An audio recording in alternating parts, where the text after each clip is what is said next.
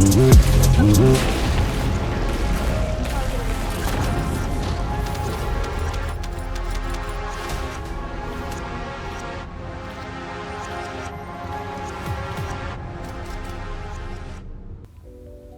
everyone, welcome to another first ascending video. Today we'll be going over Dia's Infernal Walker build that utilize using defense for damage instead of using the Slayer set.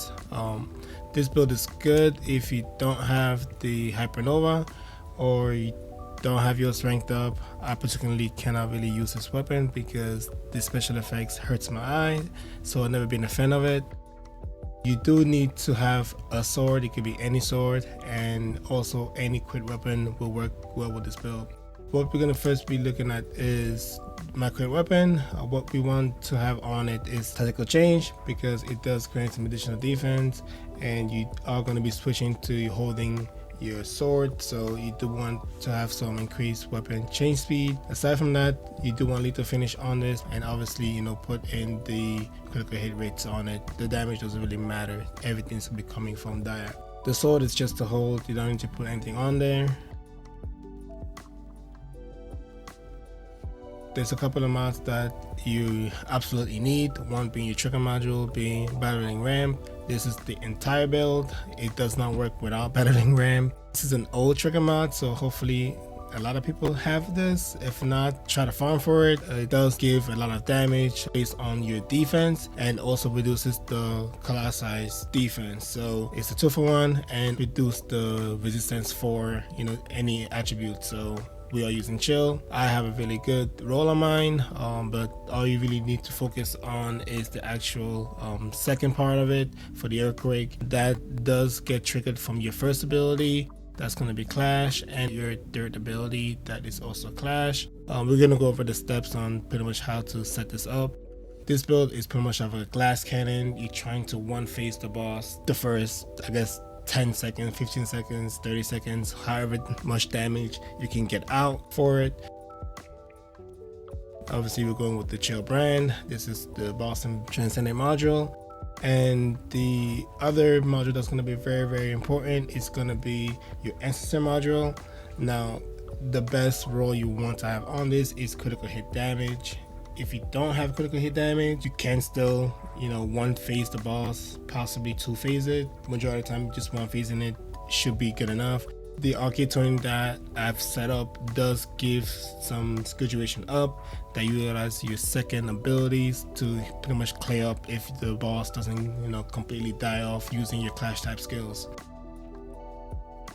This is the other ancestor module that I used to have. It doesn't have critical hit damage, but it still pretty much got the job done, still one phase it. So that's pretty much it for Dia.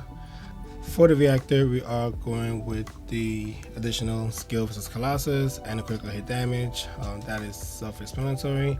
That's going to be a fusion frozen Reactor. Nothing to pretty much say there. For the external components, these are also very important. You want to have as much defense as possible for your trigger mod, battering ram, to have as much damage. So the max that you can get on these is 4,683. So you pretty much want to fill out your entire external components with the max amount. Now for the fortress, you can get two sets that does give you the additional 25% on defense. I have the fortress for the auxiliary, I have venom for sensor, fortress again for memory, and unpredictable for the processor. These all maxed out at 4,683. That's what you want to have. If you don't have these, happen to also have the substitute. So for the auxiliary, you can use the volcanic, and for the venom, you can use the bravery.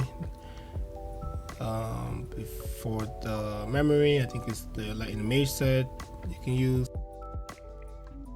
And then for the processor, you can use the supernova. So those are the other substitutes that you can pretty much switch them with. And of course, you want to make sure you have like defense on and max HP on all of them. The subsets don't really matter. For the inversion reinforcement, these are the 3 that we're going with. So the first one is for skill cooldown. You're gonna get your first ability back. That's pretty much the only one you do get back, so I do advise to max that one out. And when you do max it out for the entire skill line, you get some additional skill power. This one is to give you some additional defense. We're using defense for damage, self-explanatory. Now, getting this survivor maxed out does grant you some debuff immunity. That's because the abyss is going to do that fire lava when you're too close to him, and this is going to remove that debuff, give you some immunity for a little bit, and you're going to be fine to survive, at least for that one particular wave. After that, they'll pretty much is burned because the cooldown for that is like 300 seconds. We're getting this one because that gets some additional critical hit damage. And this is just skill duration. Your second ability, better duration on it is good. Aside from that, nothing else. On the Arche Tuning side, for your mutant cell, you definitely want to grab the Arche concentration. That's going to stack your critical hit damage. On the stack of 3, it's going to keep multiplying it. Now for your ancestor module, if you have a good one that has a lot of critical hit damage, you don't necessarily need to pick up this side of the tree. You could pretty much go this way, get some critical hit rate, and that's pretty much all you need. But if you don't have like a really good one, or you don't have any critical hit damage on your ancestor module, you definitely want to make sure you go this way up to pick up this good duration up. That's because your second ability does linger for a while and do continuous damage to the boss. So the more crits you can get out of it for as long as possible, it's going to really help you just get that final bit of damage that you can get out of the skill. Especially if you're not getting lucky with the amount of critical hit damage that you're getting skill duration up definitely was a game changer when I was testing it out. Okay, so the first thing you want to do is burn your meter. Well, you want to have the thunder cage, your crit weapon in your hand, and because without much cooldown, just doing it once is just enough. We're gonna shoot here till we get our crit, and then we're gonna switch gun, switch jump, and use the fourth, then use your third, turn around, use your second, and burn your first.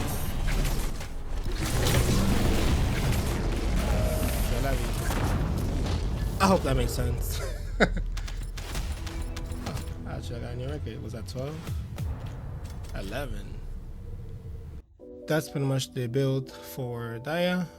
You know, like I said, this is pretty much if you don't have the Hypernova or choose not to use it for various reasons, then this is probably the best other way to pretty much run this. So yeah, I hope you found something here useful. Thank you all for watching, and I'll catch you on the next one. Liking and subscribing does help the channel out, and I'm grateful. Thank you all. Later.